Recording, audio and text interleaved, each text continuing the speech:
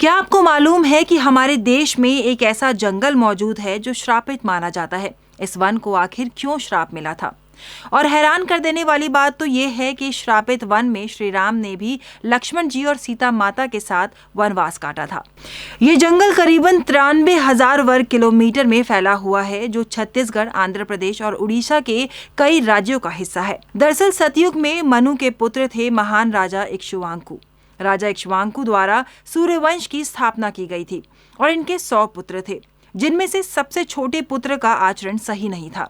राजा का सबसे छोटा पुत्र अपने पिता की कोई भी बात नहीं मानता था, जिसके कारण राजा इक्ष्वाकु अपने उस पुत्र से नाराज रहते थे।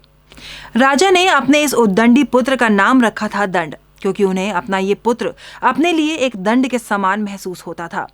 राजा के कुशल राजपाट में उनके बेटे का यह आचरण किसी दंड से कम ना था। राजा अपने इस पुत्र को अपने आसपास नहीं देखना चाहते थे, जिसके बाद उन्होंने अपने इस पुत्र को अपने से दूर भेजते हुए विंध्य और शैवल की पहाड़ियों से घिरा पूर्वी मध्य भारत का इलाका सौंप दिया।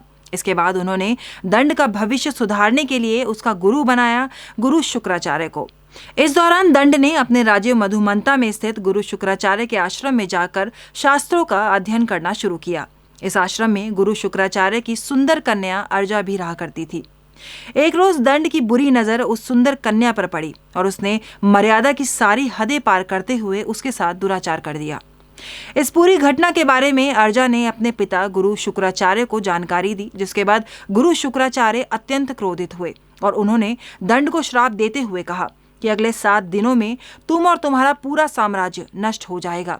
इसके साथ ही तुम्हारे साम्राज्य से 900 कोस दूर तक भी इस श्राप का असर देखने को मिलेगा। ये पूरा क्षेत्र शमशान घाट में बदल जाएगा। इस पूरे इलाके में ना ही कोई जीवन नजर आएगा और ना ही इसके चिन्ह। दंड को ये श्राप देने के बाद गुरु ने अपनी पुत्री को अपने आश्रम के सरोवर के पास बैठकर भगवान का ध्यान करने को कहा।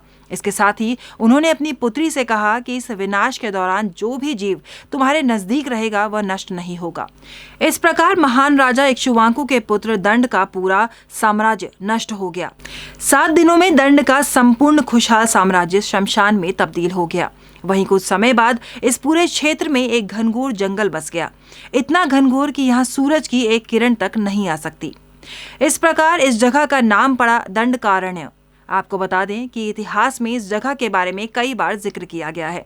अपने वनवास के दौरान श्री राम लक्ष्मण जी और माता सीता के साथ इसी क्षेत्र के आसपास रहा करते थे। वही शास्त्रों में इस क्षेत्र को असुरों का निवास स्थान भी बताया जाता है। बता दें कि पंचवटी भी इसी क्षेत्र में स्थित है, जहां से रावण ने माता सीता का हरण किया था।